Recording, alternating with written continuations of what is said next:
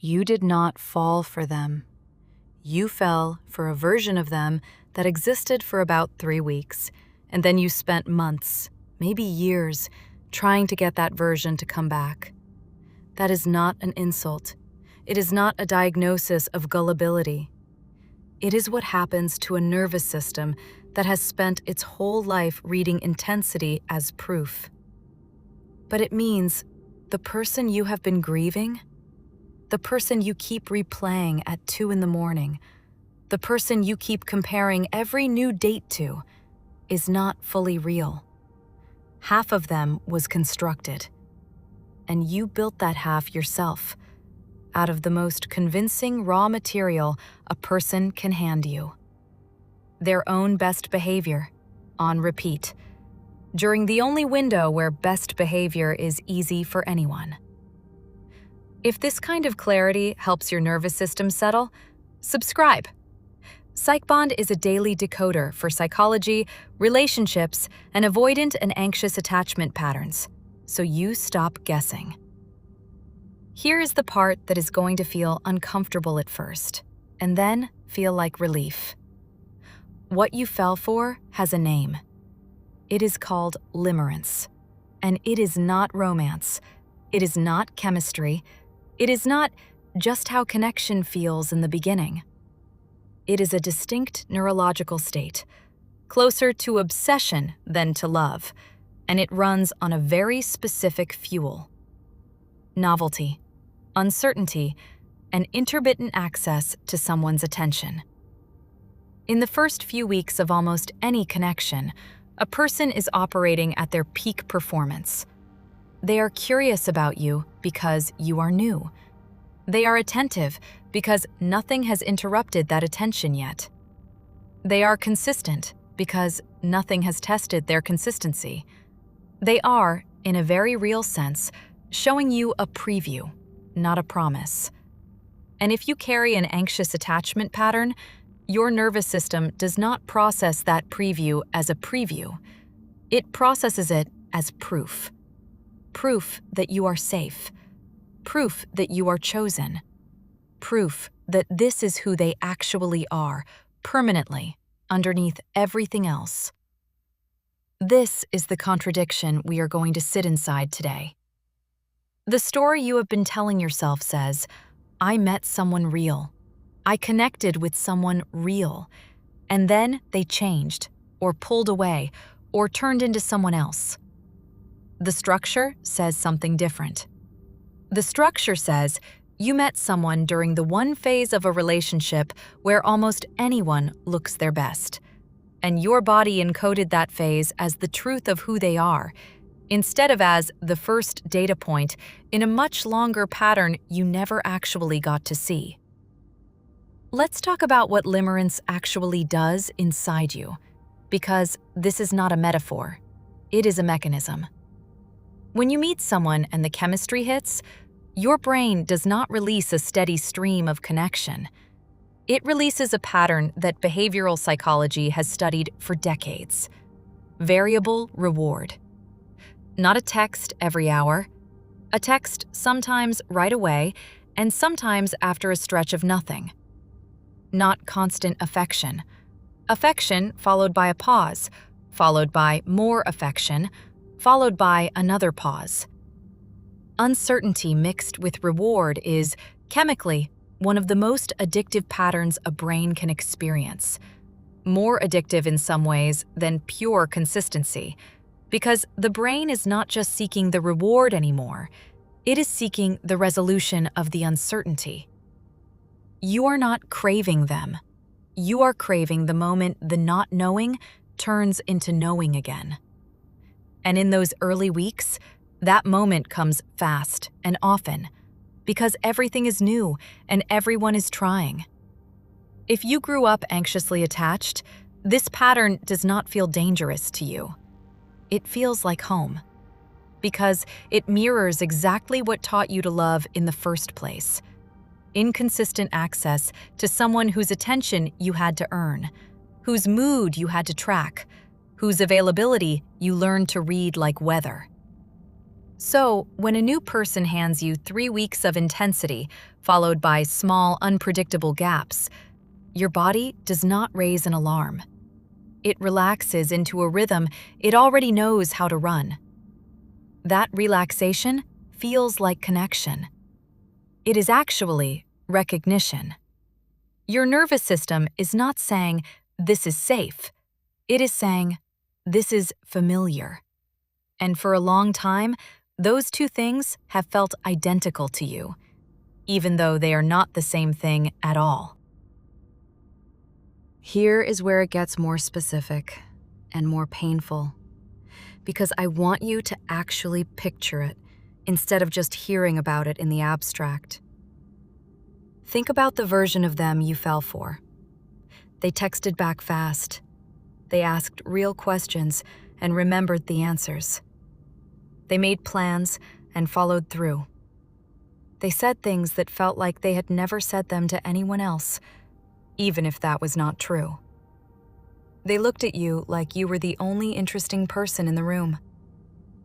None of that was necessarily fake. That is important.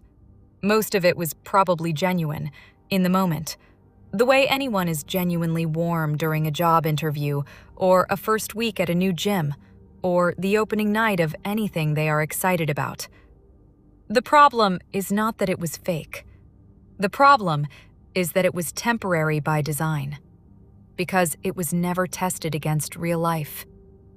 It was never tested against a bad week at work, a family conflict, boredom, routine, disagreement, or you needing something inconvenient from them at a time that was inconvenient for them to give it. That is the actual definition of the version you fell for. It is who they are when nothing has asked anything hard of them yet. And what you have been grieving in the months since is not really the loss of a person. It is the loss of a hypothesis. The hypothesis that this ease was who they would always be once the newness wore off. Let's talk about what happens in your body when that hypothesis starts to break down. Because this is where a lot of people get stuck, feeling like something is wrong with them for not being able to just move on. When the early intensity fades, and it always fades, because no human being can sustain the attention levels of week 1 indefinitely, your nervous system does not read that as normal. It reads it as loss. Not disappointment, loss. The kind of loss that activates the same threat circuitry as physical danger. Because to an attachment system, especially an anxious one, disappearing warmth is not a neutral shift. It is evidence that the bond itself might be ending. So you do the thing that has always worked before, or at least felt like it should work. You try harder. You initiate more. You overanalyze the gap between messages. You replay the good weeks, searching for what changed, assuming the change is something you did, because if it is something you did, it means you can fix it and get the version back. That search is not weakness. It is your nervous system trying to solve a problem using the only tool it has ever been given, which is vigilance. But here is the piece that almost nobody names out loud.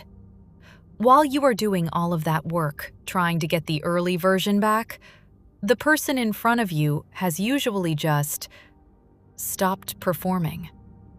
Not stopped caring, necessarily. Stopped performing. Their texting speed evened out to something more sustainable. Their attention started splitting the way anyone's attention splits once someone becomes familiar instead of novel. Their contradictions, the ones that were always there, just less visible under the glow of week 1, started showing up in ordinary daylight. And you started measuring the real, unglamorous day 90 version of them against the peak, unsustainable day 9 version of them, and calling the gap between those two things them changing. When, a lot of the time, what actually changed was simply that the special effects wore off, on both sides, for both people. the way they wear off in any human connection once it moves from performance into pattern. I want to be precise about something here, because this is not about excusing anyone who was genuinely inconsistent, avoidant, or unwilling to build something real. Some of the people you have idealized were, in fact, avoidant or unavailable, or simply not that invested, and their early intensity really was closer to a performance than a preview, in the sense that it was never going to hold up under any weight at all. That is a real pattern, and it deserves its own honesty. But even in those cases, the core mechanism is the same. You did not fall for the whole person. You fell for the highlight reel. And your anxious attachment style is what convinced you the highlight reel was the documentary. Let's talk about what you actually misread, because naming it clearly is the only way to stop doing it on repeat with the next person. You misread intensity as depth. Those are not the same thing.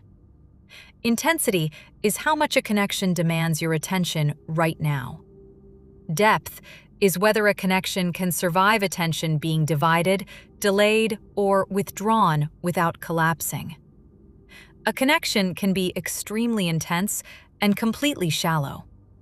A connection can also be quiet and steady and be the deepest thing you have ever built. Intensity is loud. Depth is proven. You cannot know which one you are in during week 3, because week 3 has not asked either person to prove anything yet. You also misread mystery as meaning. When someone is new, there is a gap between what you know about them and what you imagine about them, and your brain fills that gap with the most compelling possible story. Usually a story where you are exactly what they have been missing. That gap feels like magic. It is actually just an information deficit, and every week you spend with someone closes it a little, replacing imagination with fact. If the fact turns out to disappoint you, that is not you losing the magic.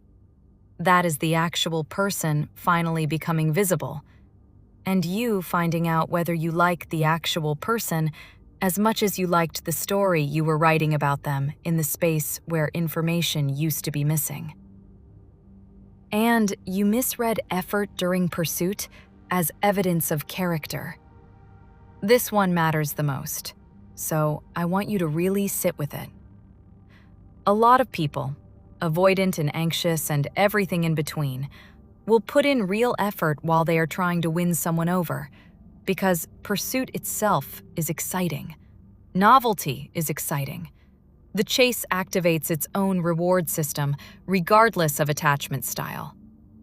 The effort someone shows you while they are chasing you tells you they are capable of effort. It does not tell you they are capable of sustained effort once the chase is over and the relationship becomes maintenance instead of pursuit. Those require completely different parts of a person. Some people are excellent at the first and were never built for the second. You cannot find out which one you are dealing with from inside the chase. You can only find out on the other side of it. In the boring Tuesday, 6 weeks in, when nothing is new anymore and nobody is trying to win anything.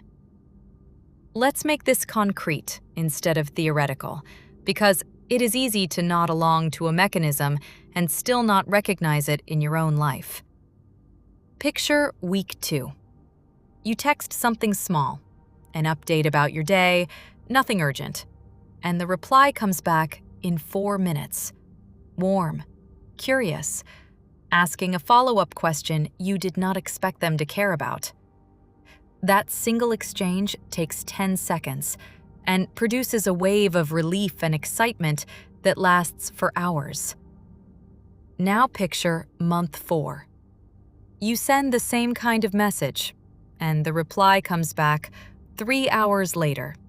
Shorter, distracted, no follow-up question, because they are in the middle of a work deadline, or a family situation, or just an ordinary tired evening. Nothing about you changed between those two moments. Nothing about their capacity to care about you necessarily changed either. What changed is that week 2 had nothing competing for their attention, and month 4 has an entire life competing for it. The way any real sustainable relationship eventually has to fit itself around jobs and stress and fatigue and other people. If you are only measuring the relationship against the 4-minute reply version, month 4 will always feel like loss. If you are measuring it against whether the care is still there underneath the slower reply, you might find it is, just wearing a less exciting shape. It is worth naming what this feels like in your body, because for a lot of anxiously attached people, this entire pattern gets misread as pure emotion when it is actually deeply physical. The wait for a reply is not just mental anticipation. It shows up as a tightness across the chest, a low hum of restlessness that makes it hard to focus on anything else, a compulsive pull to check your phone that has nothing to do with logic and everything to do with the nervous system scanning for the resolution of uncertainty. When the reply finally comes, especially a warm one, there is an actual physiological drop, a wash of relief that can feel almost like euphoria. That is not you being dramatic. That is a real neurochemical swing, and it is precisely why the early, intense, reply-fast version of someone can feel more addictive than the calmer, slower, sustainable version, even when the sustainable version is objectively healthier. Calm does not produce that same chemical spike. Calm was never designed to. Calm is what safety actually feels like, once your body stops needing proof every few hours. And if you have spent your whole life associating love with that spike, calm can initially register as boredom, or worse, as a sign that something is missing, when it is usually the opposite. This is also where dating culture makes an already difficult pattern harder to see clearly. Endless matching, endless novelty, an endless supply of new people who are all, by definition, still in their week 2 version of themselves, means it is entirely possible to string together years of relationships that never make it past the performance phase. Because there is always another beginning available before any single connection has to prove itself under ordinary conditions. Each new match resets the novelty clock. Each new conversation gives your nervous system another hit of the exact chemistry it has learned to chase. If you have ever wondered why the early weeks feel so much more available to you than anything that comes after, part of the answer is structural, not just personal. The entire landscape is built to keep supplying you with more week 2s, which makes it easier than ever to mistake the ability to spark something new for the ability to sustain something real, and harder than ever to sit still long enough to find out which one you are actually looking for. So what is the structure that was actually missing underneath all of this? It is simple to say and hard to accept. The structure that was missing was time under ordinary conditions. Not more chemistry, not more proof of feeling. Time. Specifically, unglamorous time, spent watching how someone behaves when nothing is at stake, when no one is performing, when life is just life. Do they show up the same on a day you are boring as they did on a day you were exciting? Do they stay consistent through a disagreement, or does distance become their default response to friction? Do they maintain effort once effort stops being rewarded with the thrill of newness?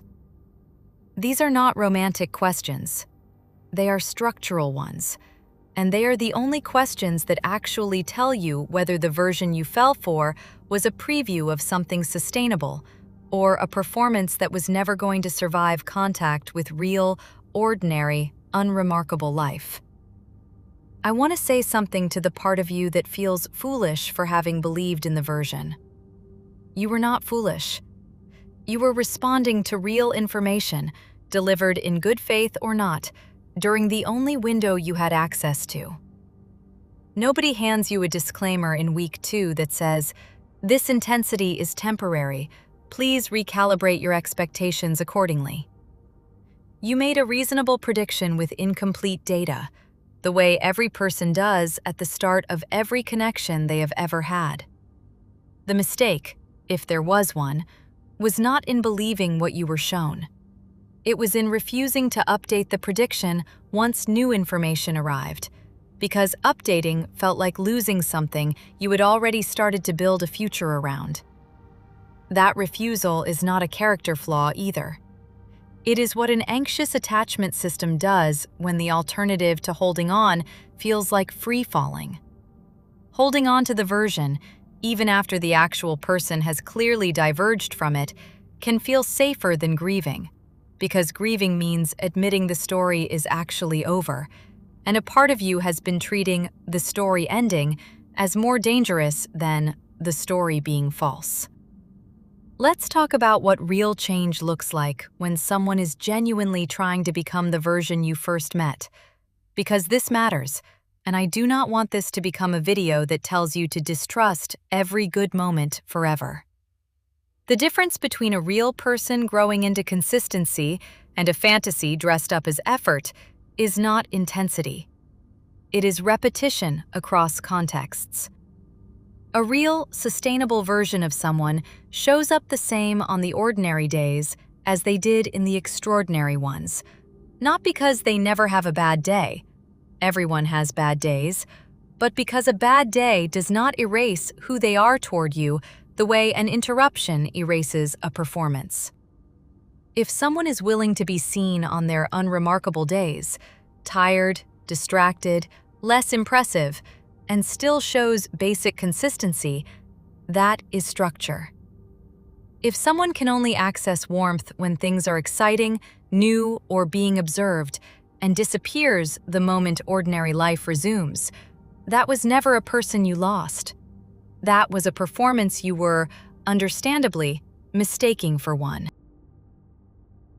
There is a cost to leaving this pattern unexamined, and it is worth naming plainly instead of letting it stay vague.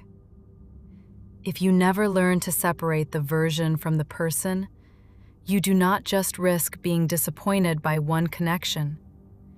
You risk building a track record where every relationship follows the same shape. An intense, addictive beginning, a confusing middle where the intensity fades and you interpret the fading as betrayal, and an ending where you leave convinced that this particular person was uniquely wrong for you, without ever noticing that the actual pattern was present in the last relationship too, and the one before that. The heartbreak starts to feel like bad luck, one disappointing person after another. It is rarely bad luck. It is usually the same nervous system running the same interpretation on a new face. That is not a life sentence. It is just information. But it is information that only becomes useful once you are willing to look at the pattern across time instead of blaming each individual chapter in isolation. Here is something worth naming honestly, because it does not get said enough in this space. Grieving the version is real grief, and it deserves to be treated as real, not dismissed just because part of what you are grieving was partly constructed in your own mind. You did not imagine the good weeks. They happened. The laughing, the late-night conversations, the feeling of being chosen. All of that was a real experience you had, even if the person delivering it turned out to be less consistent than the moment suggested. Grief does not require the thing you lost to have been permanent or even entirely accurate. It only requires that it mattered to you while it was happening. So if you are still sitting with sadness over someone whose real self eventually disappointed you, you are allowed to grieve the good weeks without pretending they were a mistake. And you are allowed to release the fantasy of who they might have become without needing to prove the early version was a lie. Growth here is rarely a straight line, either for you or for the person you are evaluating. And it helps to expect that instead of being thrown by it. Someone can show real, sustainable consistency for 6 good weeks and then have one bad, distracted, disappointing stretch that feels like a betrayal of everything they just proved. That single stretch does not automatically mean the consistency was fake. The same way one great week early on did not automatically mean the whole relationship was real. The test is not perfection in either direction. The test is the overall pattern across enough time and enough different conditions that you can actually see a shape, rather than reacting to whichever single data point happened most recently, good or bad. People who are genuinely building something with you will have off days and still return to baseline. People who were only ever performing will have off days and simply never come back from them. And the difference only becomes visible if you are patient enough and steady enough in yourself to keep watching instead of deciding everything based on the most emotionally loud moment in front of you. What tends to break this cycle, going forward, is not deciding to trust less. It is deciding to trust slower, on purpose, as a structure rather than a feeling. That means noticing when your body wants to hand someone the full weight of certainty in week 3, and instead making yourself wait for evidence collected across weeks and contexts, not just across good moments. It means treating consistency during hard, boring, unremarkable stretches as the actual currency of trust, instead of treating intensity as a shortcut to it. It means asking, quietly, in the middle of a good week, would I still feel safe with this person if the good week ended tomorrow and nothing this exciting happened again for a month? And being honest about the answer, instead of assuming every good week is a preview of every week after it. This does not mean becoming guarded or cold or treating every early spark with suspicion. It means learning to hold 2 things at once. This could be real, and I do not know that yet. And both of those can be true without canceling each other out. The version you fell for was not proof of a future. It was one data point, gathered under ideal conditions in a person's life. A whole person, the kind worth building something with, is made of how they show up across all conditions, not just the ones designed to impress you. You are allowed to enjoy the early intensity when it happens again, because it will, and it is one of the genuinely good parts of being close to someone new. You are just no longer required to mistake it for the whole story. You get to let it be exactly what it is: a beginning, unproven, worth watching, not worth building a permanent identity around until it has survived contact with an ordinary Tuesday. If this helped your body feel a little safer, liking this video helps it reach someone else who needs this clarity. Welcome to PsychBond. You're safe here.